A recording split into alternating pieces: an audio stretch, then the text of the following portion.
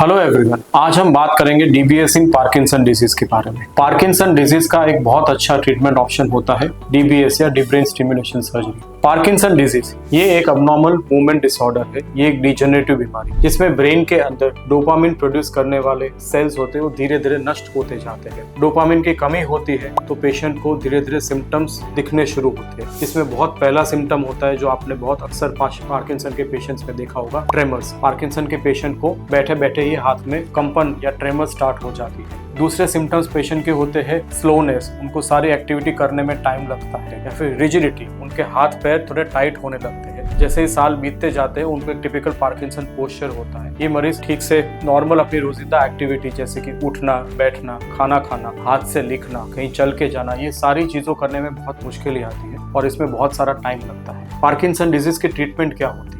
सबसे पहले अगर किसी को पार्किंसन डायग्नोस हो तो उनका वर्कअप होता है देखने के लिए कि ये इडियोपैथिक पार्किंसन डिजीज है या सेकेंडरी पार्किंसन डिजीज है। कुछ और कंडीशंस भी होती है जो पार्किंसन डिजीज प्रोड्यूस करती है या उसको मिमिक करती है। पार्किंसन डिजीज डायग्नोस होने के बाद उनकी ट्रीटमेंट मेडिसिन से होती है। न्यूरोलॉजिस्ट को कंसल्ट करते हैं, वो आपको डोपामिन के सब्स्टिट्यूट मेडिसिन देते हैं और ज्यादातर पेशेंट्स में इसमें फायदा भी देखा गया है। मेडिसिन लेने के बाद आपके सिम्टम्स काफी कंट्रोल में होता है। पार्किंसन डिजीज के पेशेंट्स को डीबीएस सर्जरी कब करवानी चाहिए?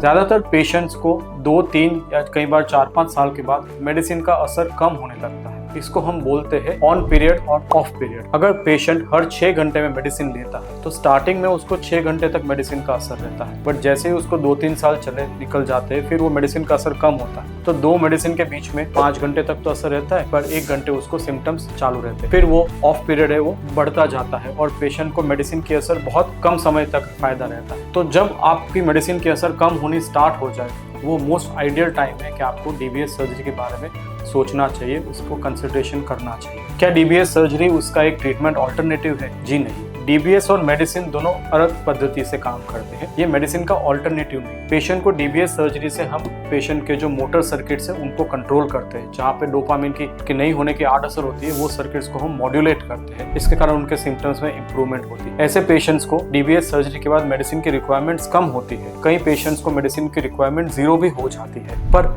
इन दोनों के पाथवेज अलग है। पहले ही दिन किसी को पार्किंसन का पता चले तो पहले दिन उनको डीबीएस सर्जरी की जरूरत नहीं होती। जब मेडिसिन का असर नहीं हो रहा तब जाके पेशेंट्स को उसकी डीबीएस सर्जरी की जरूरत पड़ती है। डीबीएस सर्जरी से पार्किंसन डिजीज में क्या क्या फायदे होता है? पेशेंट को पार्किंसन डिजीज में जो मोटर सिम्टम्स होते हैं जैसे कि ट्रेमर्स, जैसे कि टाइटनेस, जैसे कि स्लोनेस, ये सिम्टम्स में पेशेंट को बहुत ज्यादा 70% 80% से ज्यादा सुधार देखने को मिलता है। उसमें ज्यादातर सुधार आपके पहले 3 महीने में ही लगता है। आपकी क्वालिटी ऑफ लाइफ बहुत ज्यादा सुधर जाती है। कुछ सिम्टम्स होते हैं जिनको हम एक्सियल सिम्टम्स बोलते हैं, जैसे कि स्पीच प्रॉब्लम्स, खाना निगलने की प्रॉब्लम्स या वॉकिंग की प्रॉब्लम्स। ये जो एक्सियल सिम्टम्स की प्रॉब्लम्स होती है उसमें डीबीएस के द्वारा जो आपको इंप्रूवमेंट होता है बहुत पार्शियल होता है, बहुत लिमिटेड होता है। इसके अलावा जो तीसरे टाइप के जिनको हम कॉग्निटिव प्रॉब्लम्स या साइकियाट्रिक प्रॉब्लम्स बोलते हैं, ये प्रॉब्लम्स डीबीएस के कारण आपके ठीक नहीं होते। ये यूजुअली ये पेशेंट्स वो होते हैं जिनमें कुछ पार्किंसन के साथ कुछ और भी बीमारी है, जैसे कि डिमेंशिया होती है या अल्जाइमर्स होती है, जिनको हम कई बार पार्किंसन प्लस सिंड्रोम बोलते हैं। ऐसे मरीज में डीबीएस का इतना फायदा नहीं होता। तो अगर आपको पार्किंसन डिजीज है तो आप अपने न्यूरोलॉजिस्ट से, अपने फंक्शनल न्यूरोसर्जन से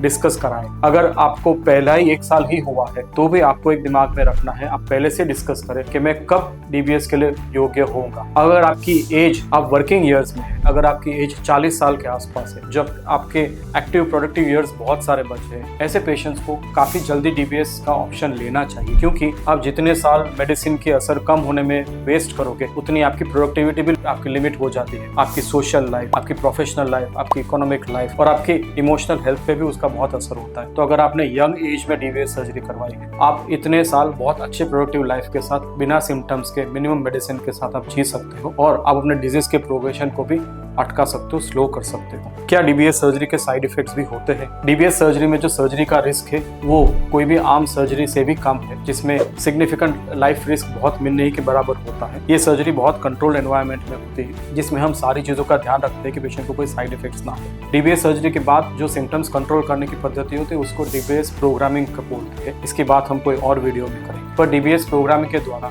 आपके सिम्टम्स को ऊपर नीचे करके उसको आपके सिम्टम्स को कंट्रोल किया जाता है और इससे आपकी लाइफ नॉर्मल की तरह रहती है। कुछ अगर साइड इफेक्ट्स हो रहे हो तो वो भी प्रोग्रामिंग के द्वारा उसको ठीक किया जा सकता है। तो अगर आपको पार्किंसन डिजीज है अगर आपको एडवांस पार्किंसन है, काफ़ी साल हो गए हैं, या अगर आप यंग हो और अभी पार्किंसन का पता चला है, आप अवश्य DBS के बारे में सोचें और इसके बारे में अपने न्यूरोलॉजिस्ट से या फंक्शनल न्यूरोसर्जन से संपर्क करें। और भी कोई प्रश्न हो तो हमारा संपर्क करें। मैं हूँ doctor Himanshu Champaneri, functional neurosurgeon, Gurugram से।